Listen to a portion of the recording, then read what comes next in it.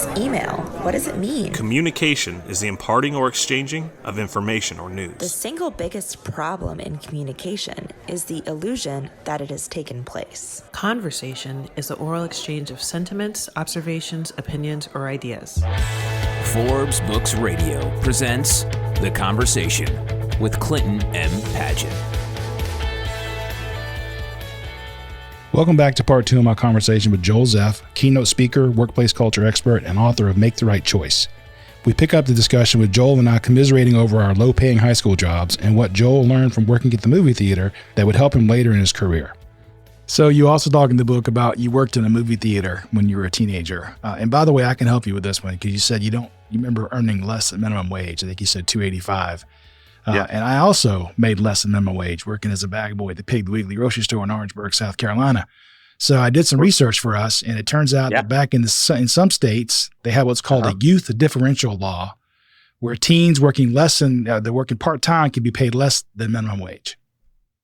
So wow. Now you know. You and I got jobbed by the man, but that's what happened. We sure did. $2.85 an hour. Yeah. But back in the 80s, $3.35 I think was the minimum wage. Yeah, I think it was. I was $2.85 when I first started. But the other thing is you get much hot dogs and popcorn as you want working in the movie theater. And you also got free movies, not only at your theater, but you could go to any other theater in town and just have the manager call and you could go watch movies anywhere. And in the 80s, that's all you did is go watch movies. So there was a lot of perks. Yeah. At the old movie. A lot of perks at the old movie theater. Well, I was going to ask you, was there anything from your time in the theater, which sounds better than popcorn machine cleaner, that stands out as a great lesson learned? You know, I talk about it in the book. I figured out you better have fun at work or it's going to be a long day. Yeah. And I think that job really taught me how important it is to enjoy what you do, no matter what you're doing. Is that the job that I'm going to have for the rest of my life? No, but that's the job I have now. So I better enjoy that job today and find the fun and be positive for the people around. I mean, I remember the group of people, and we did have fun. And we're picking up people's trash, which I still, to this day, if I go to a movie, if I go to a baseball game, football game, the trash comes with me. I don't leave the trash underneath my seat. Yeah. And people always like, what are you doing? Like my wife, I remember my wife would go, what are you doing? I go, yeah. Once you pick up people's trash, you don't leave trash. And so, you figure out that you should have fun and you should find the joy in your job, whether you're the job that you love and what you want to do, speaking on a stage, or you're cleaning up trash at a suburban movie theater. Or playing the role of Cowboy Bob. Cowboy Bob. That was also in the book. You did. Clint, not only did you read the book, you've memorized the book. The stories help me. They really do. I remember stories. So Cowboy Bob could have been one of the low points of my career. So in the summer, they would show kids movies, and then you would buy these tickets. Parents would buy tickets for their kids, and every week would be a different movie, and you get like a little popcorn and a sugary drink. It wasn't like soda pop; it was like soda pop from the 50s. You don't get a soda pop, kid. It was like lemonade or something like that. And so then the theater would be packed full of no parents. Yeah. All ages of children, young children. And, they're showing Chitty Chitty Bang Bang or Herbie Goes to Hollywood, like these kids don't realize how great they have it. Exactly. There was no Disney movie.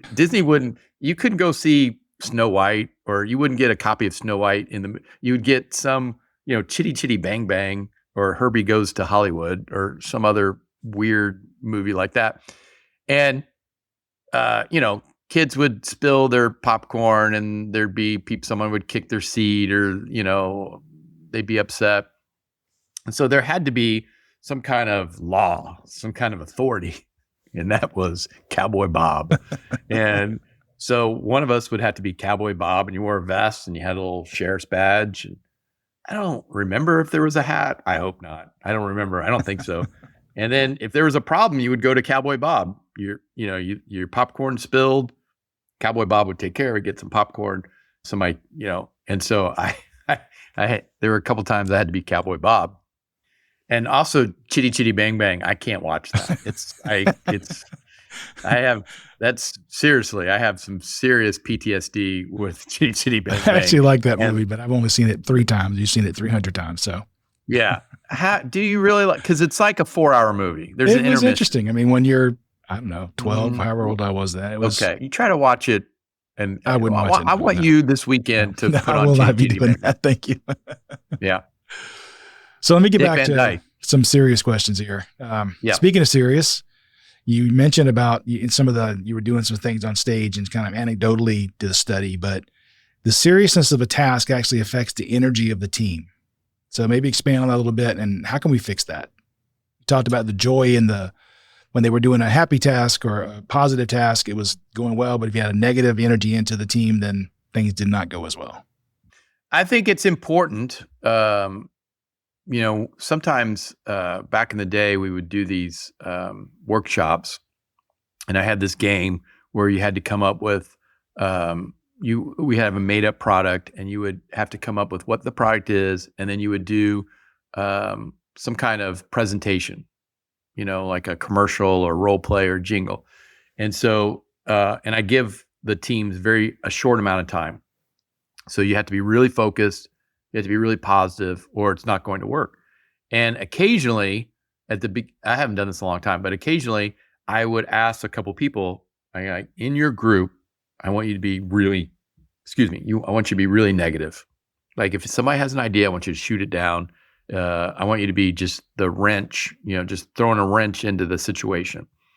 And so we would compare what happened in the group that had the negative person and what happened in the group that everybody was positive and supportive and built on each other's ideas, which is the improv and yes and obviously they had 2 completely different experiences, and how hard it was to be creative when you had a negative person. And it was fun because sometimes people would ignore the negative person. Sometimes they would kick out the negative person, like just kick them out of their group. They call Cowboy Bob, come get this guy. Right. They had Cowboy Bob's around, and Cowboy Bob's still inside of me, ready and willing to serve when needed. And so it was really interesting. And one of the things about improv is that you can't say no. So if you're doing improv, and for those listening, if you don't know what improv is, there's no script, there's no rehearsal, there's no plan. Everything's happening right there for the first time. So you can't say, if Clint said, let's go to grandma's house, I can't say, no, I don't want to go, because the scene doesn't go anywhere from there. I just shot down your idea. So what I need to do is say, yes, let's go to grandma's house. But before we go to grandma's house, let's stop at the store. I want to get, some sunflower seeds and an iced tea. And so you're building, and then you might say, we don't have time to go to the store. And then I'm like, well, why don't I meet you at grandma's house? And so now we're creating a situation, we're building on it, and there's plenty of room for creativity and for fun. So you can't say no. So what is no? No shuts everything down. And in the corporate world, that's not feasible. You are going to say no, which is why in my keynotes, I don't talk about yes and. Yes, to me, I really break it down. Yes, to me, is positive support. And that's why it's so important. And to me is opportunity. And that's why I talk about opportunity and positive support rather than yes and. Because in a corporate setting, in your project management, you're not going to, every idea is not going to be yes, and let's build on that. It's just not how, it's not relatable, not feasible, not going to happen. What I'm trying to show you is that there is going to be negativity. There's going to be ideas shot down. What I want you to think about is the positive support and building that energy and sending it out there. And when you're positive and appreciative, it's going to come back. And then when you match it with opportunity, that's when real magic happens. Positive support and opportunity, and how important that is in everything that we do. Yes, in improv, you can't say no. But what I want you to take away from that is how important it is to build on each other's ideas, how important it is to be positive and supportive, how important it is to embrace the change, be prepared for change, because work is constant change. It's constant disruption. Whether there is an economic situation, a weather situation, something didn't show up, somebody said something, somebody did something, something broke. It is constant change. It's how we react to that change that makes the difference in our success. And if we react positively, we're supportive, we're helpful, we're patient, we're understanding, I think we're going to get to where we want to go. I think we're going to be happier, and I think we're going to be more successful. And I think that's the key. That's the lesson learned, is embracing that change, being prepared for the change. In improv, I don't know what you're going to say or you're going to do, but I'm embracing that and I accept it. And that's why I'm going to be open and flexible and build on your ideas. Yeah. I think if I continue the negative person concept here, they shot Walking Dead not far from where I live here in Atlanta. And you actually talk about you were trying to do the animal game, I think, and there was what you call a creative zombie that tried to kill your game before it even started. So what is a creative zombie and why do they even exist? Yeah. Because they're a real thing. Yes. I love the Walking Dead reference, by the way.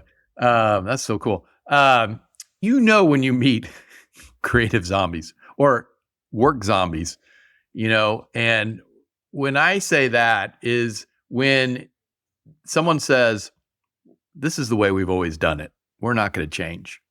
That's a creative zombie. You should run away from that person because they're going to infect you. Because if that was the thought process, we'd all just still live in a cave and hope lightning strikes a tree so that we can have fire, because that's the way we always did it.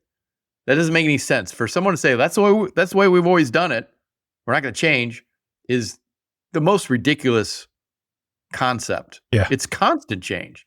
We're going to change everything that we do. That's why I think, COVID was so hard for so many people, is that we didn't change one thing. We changed everything. And people don't like change. You changed how you socialized. You changed how you shopped. You changed how you worked. You changed everything. Shook the snow globe up and put it on a different shelf in a different room. Yeah. I mean, they changed everything. You changed everything. Yeah. And so that's what really frustrated people, because the communication was poor in why we were changing, in what we're changing, what the change is about. And change is scary. Yeah. For a lot of people, change is very scary. Change is hard. You have to learn something new. You have to try something different. It's hard. And there's always these creative zombies that are going to push against change because they want things to stay exactly the same and just go through life. Yeah. And that's my zombie impression. It's better on camera for those of you listening to the podcast. Yeah. The eyes got real big. And so you have to be very careful and protect yourself from those zombies. And there's also, when we talk about zombies, people that just don't care. Yeah. And in the book, I call them bye-bye people. Bye-bye people don't care about the brand, the goal, the mission, don't care, the customer. And they walk among us. You meet people like that all the time. They do not care. And I love your answer to that, by the way. When somebody says, how do I handle these? And you say, you got any duct tape? But seriously, do you have any duct tape? So that's how you handle somebody. Because to your point, sometimes there's nothing you can do about them except ignore them. No, and if they work for you, you got to get rid of them. Yeah. Yeah. I think a lot of companies spend too much time and money and effort trying to make this very negative group of people happy, which you never will. Correct. If you think about the bell curve, you got your superstars. The people are like, they're going to, whatever you need, they're going to take care of it. and they're going to go the extra mile, and they're going to just absolutely just be awesome. They're your front And you row have people that- as you describe them. Yeah, front row people. And then you have the middle, which they go either way, but for the most part, but they need help, and they need celebration, and they need that, what we talked about, that middle curve, the biggest group of people. They need positive support. They need opportunity. And if you give them that foundation, they're going to be awesome. They're going to be stars. They're going to be fantastic. They're going to do a great job. And then you have the end of the bell curve, where I don't care what you do, what you say, what you give them, they're just not going to be happy. That's their attitude. And those are you're wasting your time. I need the people on the big bell curve and the people at the beginning of the bell curve. And I mean, yes, I would love for everybody to be happy. And for whatever reason, those people, those creative zombies, those bye-bye people, they don't care. And they don't care. And if you've given them, you can try, you give them opportunity, and you give them positive support, and you celebrate them, and they're still negative. Like, you've done everything you can. Okay. You've done your job. And if they don't respond, then there's something else going on, and they need to go find that happiness somewhere else. It's not working for you here. No, you got to work on your strengths and not your weaknesses. So in that creative zombie, when we brought it up, you were talking about the animal game. And so his point was, the only rule you gave them, if I recall, was that you have to, one person says an animal name, and the next person has to have an animal that starts with the last letter of the previous answer, right? So this guy stands up and goes, there's no, other than zebra, there's no Z, blah, blah, blah, right?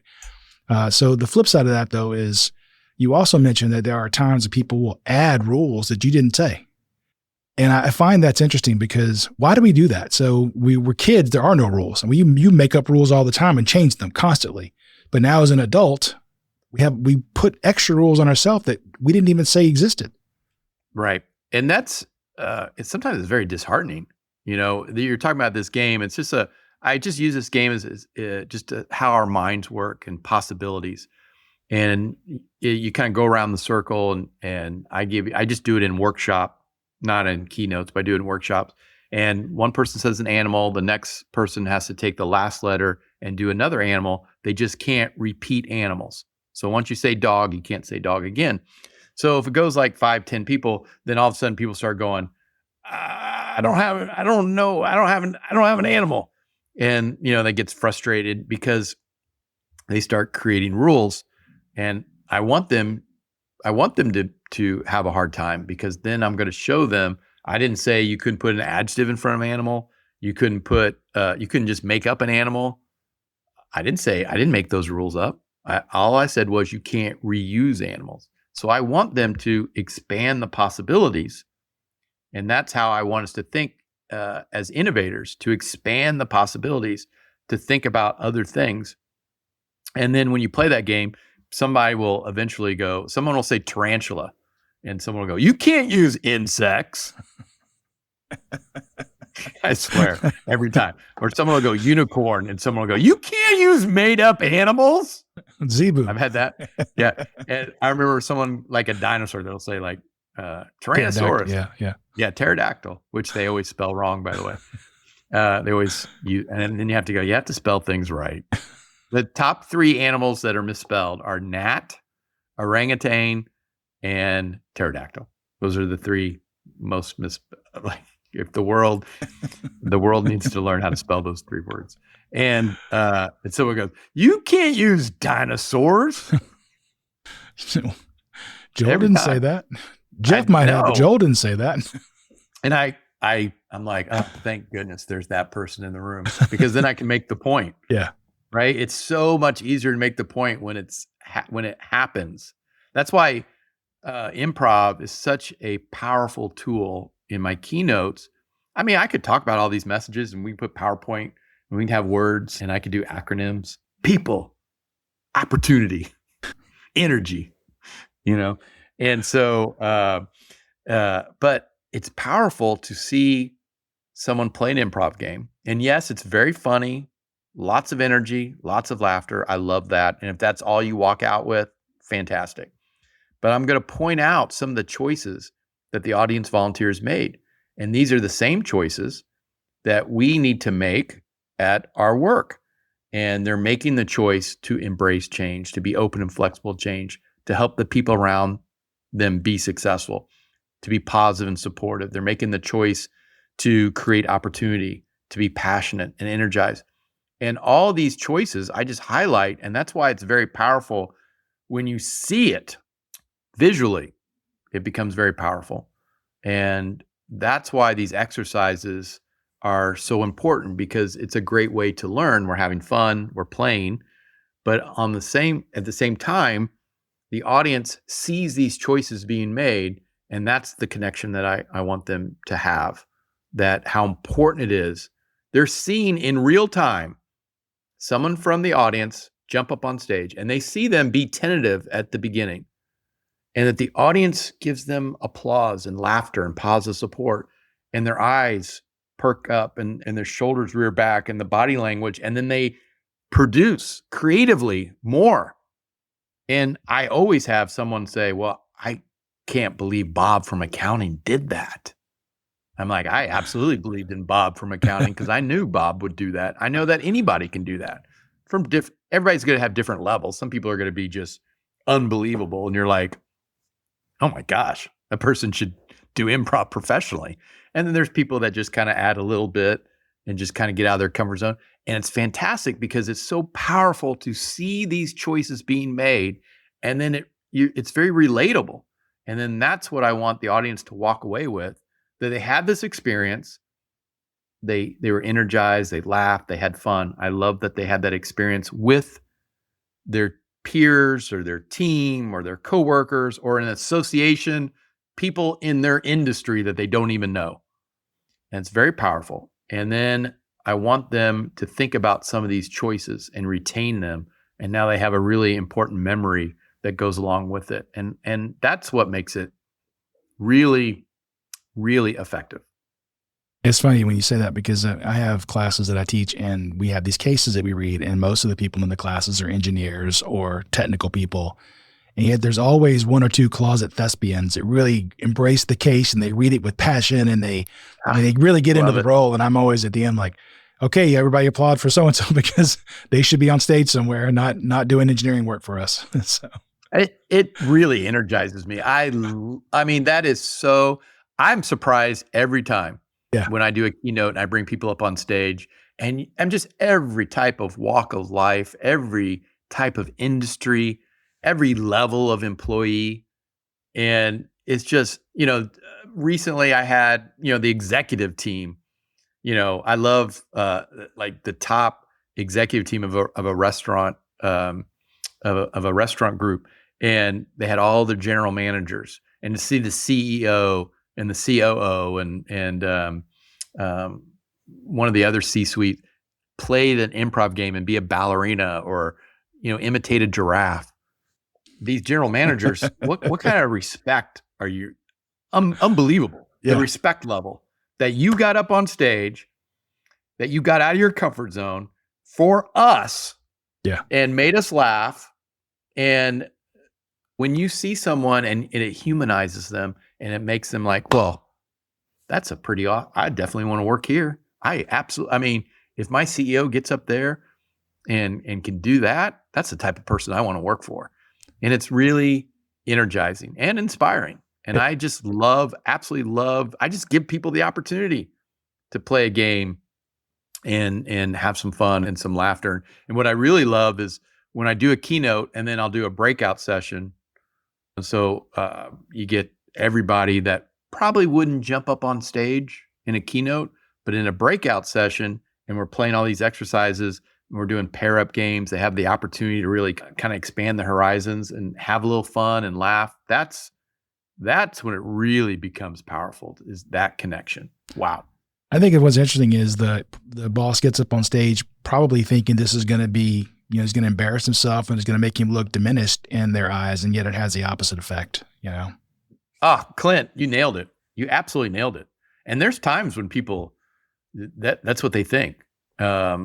Or they don't jump up on stage, and you just absolutely nailed it. That's exactly what happens.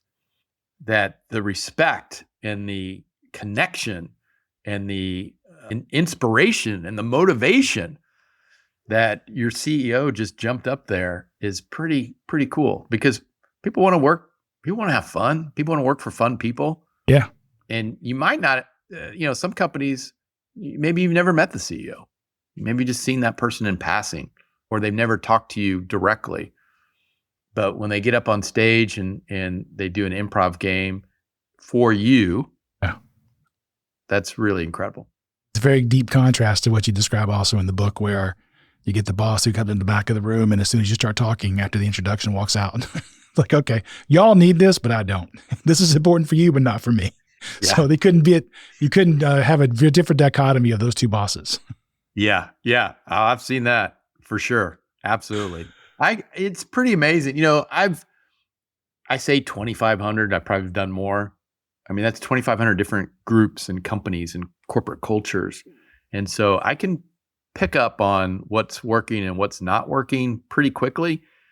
I will say it's pretty rare that a company that has issues is going to bring someone like me in. They're not looking for me. They don't care. They don't know they have issues. They don't care that they have issues. They don't need me. And so, but every once in a while I slip through the cracks. That's great. And you're like, yay. What's going on here? It doesn't happen very often.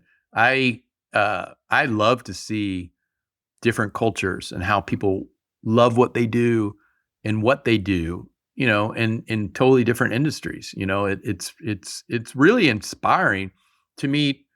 Last week I was with, a restaurant group, and how they love to be a general manager of a restaurant and take care of their customers and, and the people that come in,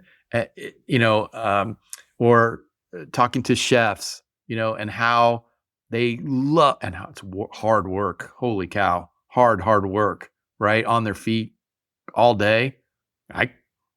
Getting yelled at. I couldn't do it. Oh my gosh. And then being with a company that manufactures the things in warehouses that the rollers for the box to get from A to B, and how they love what they do. It's just really, really cool to see the different companies and what they do and how excited they are about what they do. And that inspires me, and it really, really energizes me. No, that's awesome. It's, I know I want to be respectful of your time, and I'm already over, but if you'll allow me to ask a couple more, I'd appreciate it. If you got a hard stop, let me know. Because these are two that I really wanted to get to. One is, you say in the book that listening is the foundation to being successful on teams. And that's what I do for a living, is work on teams. So what can we do to improve our listening skills? And I'll combine these two together. You also say that we need to be in the moment to communicate effectively. But hey, man, I'm a world-class multitasker. I know how much you love words like world-class. I'm a world-class multitasker. I can definitely listen to you while working on this email, while checking my voicemail, while I do it. Come on, Joel, tell me why not. That in the moment is really a key foundation message of improv. And when I bring the volunteers on stage and then I start talking about being in the moment, I ask them, I said, what were you thinking about when you're on stage playing that improv game? And the answer is, I was only thinking about the game, the objective, my team. Can't think about anything else. Were you thinking about your email? Were you thinking about checking your voicemail? Were you thinking about where you're going to eat lunch later today? Were you thinking about tonight you gotta go to the grocery store? No, you're thinking about that stuff now, sitting in the audience, but you're not thinking about it on the stage. And improv forces you to be present, to be in the moment. It forces you to be, because the game won't work if you're not listening to your other team members. If you're not really present, the game will fall apart. It's impossible for it to work. And so the game as an art form is forcing you to make that choice. Nothing after the game is going to force you to make that choice, to be a better listener, to be more present in the moment. You have to make that choice. What I'm trying to show you in the game is what happened. You were more creative. You were a better leader. You were a better teammate. You're a better communicator. All those things happened because you were present. You're in the moment. You were a listener. So let's take that to every day. Now, I don't want you to be hyper-focused and like, oh man, I'm listening to you every second of the day. I want you to know when is important to really be present with your customer, with your teammate, with your manager, with your partner or vendor. That connection, that partnership is where we're going to have that success. And we're going to learn quite a bit in how we communicate with each other. We're going to understand, am I giving you the right details? Or do I need to give more details? Are we connecting in a sense that, am I giving you enough communication that we can connect and find a way to be successful? So all that happens. If I'm not paying attention to you, if I'm not listening, I don't know if you need a little bit, if you're one of those people that need all the information in the world, or you need the executive summary. Because if you need the executive summary and I give you all this information, I'm going to overwhelm you. You're not going to be able to make a decision. If you are one of those people that need all the information, I just give you just a little bit, the executive summary, you don't have enough information to make a decision. How do I know who you are as a communicator unless I'm really paying attention and listening to you? I told this story recently about at a keynote about my wife and I. We had to buy a new washing machine, and we went into this store. I mean, it's called Nebraska Furniture Mart, and they literally have like 100 washing machines. I mean, they have every washing machine. And I'm one of those type of people that is that one good? Like, good price? All I need to know is the good price. Does it do the job? Is there, what the reviews are good? You're not getting it, very basic. Now, my wife, she wants, what's the agitator? What's the time? How loud is it? What are the reviews? What are the Yelp reviews? What are the reviews at the store? She needs all the information. What does Consumer Reports have to say about this washing machine? Yeah, absolutely. Consumer Reports. Your wife speaks to me. I understand. Yeah. I'm like, let's just walk out with a washing machine. And so if the salesperson gives me all this information, you've overwhelmed me. I can't make a decision. Right. If now all that information is what my wife wants. And so he's got to listen and understand that we're two different people and communicate completely different. And so if you want to be effective, you better just get to the chase on me, and you better give her all the information that she needs to make that decision. And so, we're different. Doesn't mean one's right or one's wrong, just we're different. And so we're all different when we work together on teams, whether you're project management or whatever you do. And if you want to make that connection, then you've got to be flexible and change how you communicate. And the only way you're going to do that is by being a great listener and being present in the moment with that person and knowing who they are, what they want, what effective communication is going to be. Clint maybe needs a lot of, Clint read the book. I'm guessing Clint needs all the information. Clint's nightmare is not knowing answers to questions. Yes. Yeah. Clint wants all the info. And so you better give him all the information. And it's a choice. I can't give you the 10 best ways to be a better listener. It's a choice.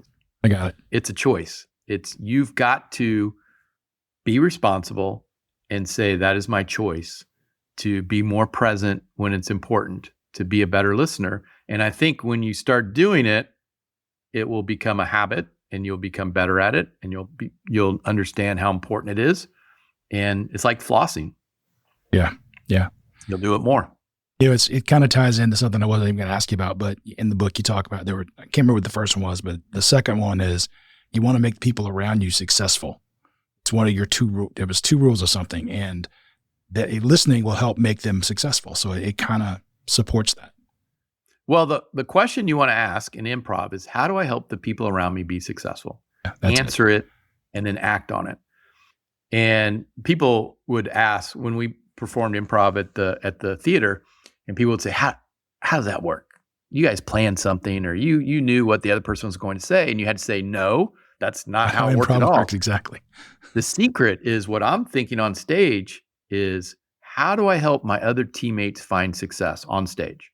What do I need to do to set them up? What do I need to do to make them look great? Not how am I going to be the funniest? How am I going to be the star? How do I make everybody else be great? That's the secret. And we take it to work and our teams and what we're trying to do every day. Ask that question. How do I help the people around me be successful? You know the answer. The hard part is to act on it. That's what separates the great organizations, to act on it, to send it out there, because it'll come back. I think one of the last things that I'll ask you is, you wrote in the book, you said we are not connecting with each other when we use meaningless buzzwords, and that we should speak directly, honestly, and clearly. And I so agree with that. Everybody does. You do a great job of tying all these buzzwords together, and I won't try to do it here from memory, but I remember having a boss early in my career where I knew I was at least as good as my peer, but they use all these buzzwords, and so those two guys seemed to get along, and I seemed to look like I was maybe not as smart as this other person was because they were using all their buzzwords. So when you have a boss who has a bias, or somebody who just parrots their word salad back to them, how do you overcome that when you want to speak directly, honestly, and clearly? I would quit and find another job. Duct tape. It's back to the duct tape. That's a great question, and one of the great mysteries of life. I think always be authentic. If you got the boss that uses the buzzwords and you don't try to use buzzwords, man. Yeah. Be authentic, because you're not going to be happy. No, I don't work there anymore. Yeah. In the end, you can mimic him and he ain't going to be happy. You might get to where you want to go for a short time, but you're not going to be happy. And got it. I really want to make some analogies right now, but I can't. And so you're not going to be happy. You just aren't. And so being authentic, I think you'll find your happiness. And I promise you that if wherever you are doesn't appreciate your being authentic and who you are, I promise you there's somebody down the street that wants a passionate, energized team member just like you. And I tell that to everyone. And I've been doing this a long time. I've been speaking, I say 1997. I did a few things before that. And so what is in that time frame, we're talking about recession, we're talking about war, we're talking about COVID, we're talking, there's been many huge, historic, difficult times. And the common thread is, no matter what's happening, people are always still hiring great people. Yeah. People, I've never, ever, ever can recall a client not hiring, not looking for great people. Yes. Because everyone, you're always looking for great people that are passionate and want to help people be successful and are present in the moment and are embrace change and are energizing and positive and supportive. I promise you, be authentic, be who you are. And life is too short to not be happy at your job, because I promise down the road, there's somebody else that wants a passionate person just like you and is going to give you opportunity and is going to give you positive support. Take the risk and get out of your comfort zone a little bit. And it might be difficult, and it might be getting out of our comfort zone and looking for a new job or quitting a job is difficult. But there's somebody that wants a positive, supportive person like you and wants to give you that opportunity and wants to give you that positive support so that you are happy and fulfilled. And that should always be our guiding light, is to be fulfilled, to be happy, to be joyful in what we do, no matter what our job is. That's powerful. I totally agree. For those of you who stuck around to the end, I want to end with some bonus knowledge that you'll definitely want to take away with you. I learned in the book that podium and lecture are not the same thing. And somebody felt so strongly about it that Joel had to go learn the difference. And so I went and looked it up, Joel. And so in your defense, because I felt the same way, I thought they were interchangeable terms. And it turns out, according to Merriam-Webster's dictionary, they have been synonyms in North America since the mid 20th century. So we are not actually wrong. Okay. Yeah. Some bonus I was knowledge. chastised once. Clearly. That is not a podium. That's a lectern. Okay. I know it now. I did not know it before that. I do. Always be learning. Always be learning. I love it. Always be learning. So Joel, this has really been great. I really appreciate your time today. If people want to learn more about you, engage your services, pick up the book, obviously, Make the Right Choice. You can learn about the Bunny Game, some other things we didn't talk about. You can look about the Great Arkansas Road Trip and some rats. Listen, there's a lot of good stuff in here that I only covered maybe a third of what's in here. So definitely pick up the book. But how can they engage you and hire your services? The best way is just my website, which is just my name, joelzeff.com. And if you go to the website, there's plenty of ways to email or to sign up on the newsletter. And if you mention the conversation with Clint, I'll send you a free chapter on change, a PDF, pretty cool, that you can share with your team. Just mention the conversation or mention Clint or mention that Clint called me Jeff 7 minutes in. Either way, you get a free chapter on change. And the website is joelzeff.com. Social media, LinkedIn is my preferred. You can always and connect with me on LinkedIn and mention the conversation if that's your preferred way. And I'll send you a free chapter via LinkedIn, and the book available on Amazon or Barnes & Noble or wherever you purchase books. Joel, this has really been great. Thanks for the conversation. Clint, it's my pleasure. Thanks for reading the book. It was my pleasure. I learned a lot. Awesome. Huge tonight. Thanks for listening to The Conversation. To find out more about Clint, go to ClintonMPaget.com and pick up Clint's book, How Teams Triumph, Managing by Commitment, at Amazon. The Conversation with Clinton M. Paget is a production of Forbes Books.